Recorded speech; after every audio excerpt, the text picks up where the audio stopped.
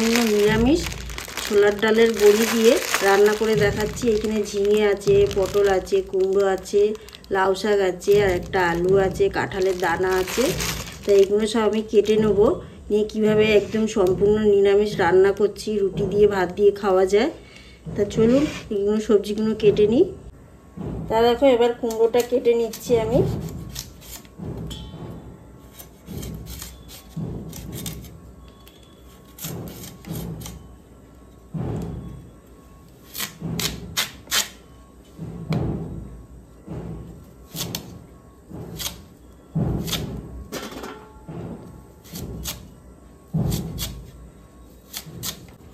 তো এবারে দেখো পটলটা কাটছি, আর পটলটা ভীষণ বড় পটল। এখন তো বাজারে বড় বড় পটল পাওয়া যায়, তাই পটলটা আমি দুটো নিয়েছি, নিয়ে একটু বড় বড় করে দেবো সাইজে টুকরো।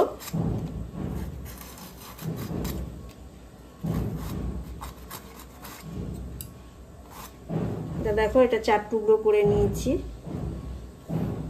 দেখো ঝিঙেটা কেটে নিচ্ছি। ঝিঙেটা একদম কচি ঝিঙে।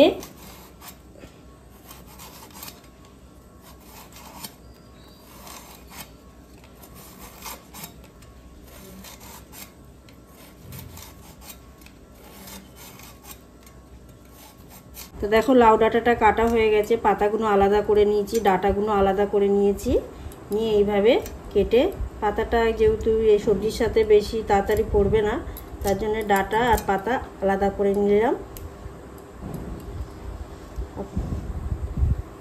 পাতাগুলো দেখো কুচো কুচো করবে, একটু সব গুছিয়ে নিয়েছি।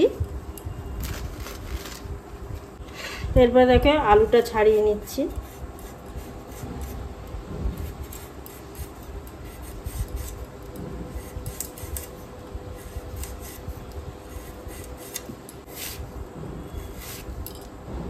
করে মাঝখান দিকে কাঁঠাল দানাটা একটা রেখে দিয়েছি, আমি সব কেটে নিয়েছি, যেহেতু ভিডিও বড় হয়ে যাবে তার জন্যে।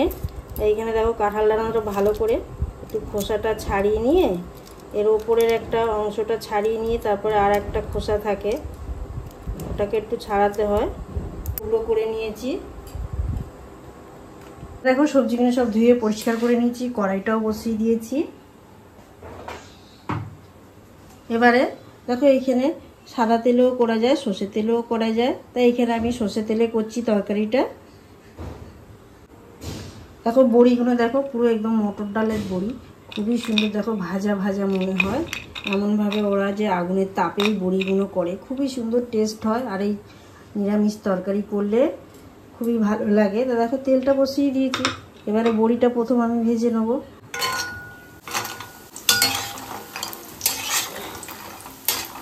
হয়ে গেছে দেখো, এবার আমি তুলে নিচ্ছি। এই সময় বড়িটা তোলার সময় তেলটাকে একদম গ্যাসটা কমিয়ে দিয়ে রাখবো। এবারে দেখো ফোড়নে কি দিচ্ছি, কড়াইতে 5 ফোড়ন, আর দিলাম 2টো শুকনো লঙ্কা টুকরো করে।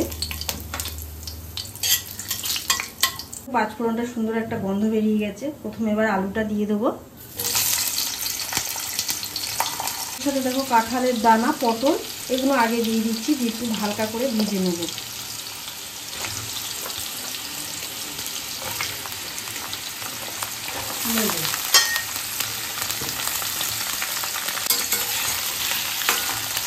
দেখো এগুলো ভালো করে ভেজে নিচ্ছি। দেখো এগুলো হালকা করে ভাজা হয়ে গেছে, বোঝাই যাচ্ছে হালকা ভাজা হয়েছে। এরপরে দেবো ঝিঙে আর কুমড়োটা দিয়ে দিচ্ছি।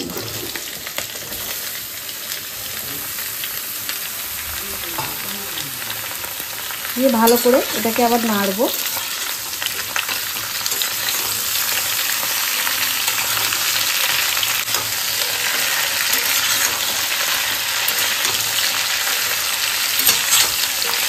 গ্যাসটাকে একটু জোরে দিয়ে এগুলো ভেজে নিচ্ছি আমি।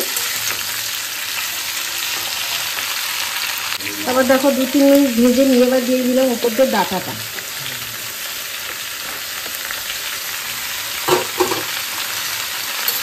দিয়ে ভালো করে আবার এটাকে নেড়ে নেবো। এবার দেখো সব সবজি পড়ে গেছে, শুধু বাকি রয়েছে পাতাটা। এবার আন্দাজ মতন নুনটা দিয়ে দিচ্ছি। নুনটা দিয়ে দেখবে এবার জল উঠবে হালকা করে।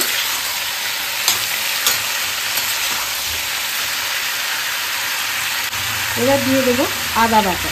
দেখো 1 চামচ আদা বাটা দিলাম। একটু আদাটা এখানে বেশি করে দিলে তরকারিটা, যেহেতু এটা আদার তরকারি শুধু আদা দিয়েই হবে। তো দেখো দিয়ে আদাটা দিয়ে ভালো করে নাড়বো। এই সময় একটা খুব সুন্দর একটা গন্ধ বেরোয় নিরামিষ তরকারি।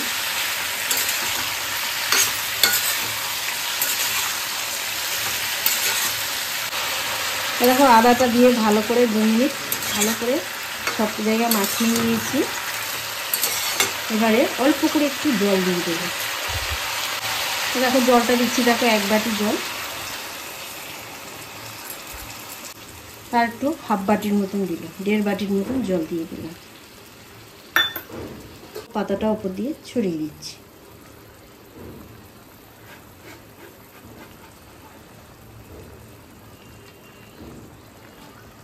জোরে রেখে দিয়েছি। এবার অল্প করে হালকা করে অল্প একটু জিরের গুঁড়ো দিয়ে দিলাম।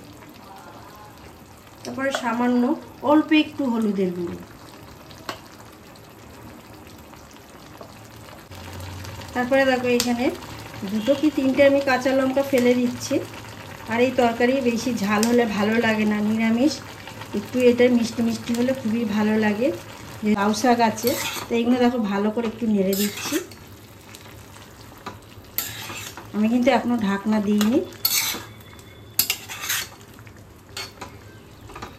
এবারে দেখো গ্যাসটাকে আমি একদম সিমে রেখে পুরো বড়িগুলো ওপর দিয়ে দিচ্ছি। আর এই ঝটপট এই তরকারিটা খুবই তাড়াতাড়ি তাড়াতাড়ি হয়ে যায় আর খুবই ভালো লাগে, আর গন্ধটা খুব সুন্দর আসে। তা এখন আমি ঢাকনা দিয়ে দেবো। দেখো ঢাকনা দিয়ে দিচ্ছি, দিয়ে আমি বন্ধ করে রেখে দিলাম। তরকারিটা দেখো পুরো 10 মিনিট পর খুললাম, সব সিদ্ধ হয়ে গেছে। এবারে আর 2 মিনিট রেখে আমি লাভিয়ে নেব। দেখো তরকারিটা পুরো হয়ে গেছে রেডি। অল্প একটু সামান্য চিনি ছড়িয়ে দিলাম। চিনিটা ছড়িয়ে দিয়ে ভালো করে নেড়ে লাভিয়ে নেব। দেখাচ্ছি।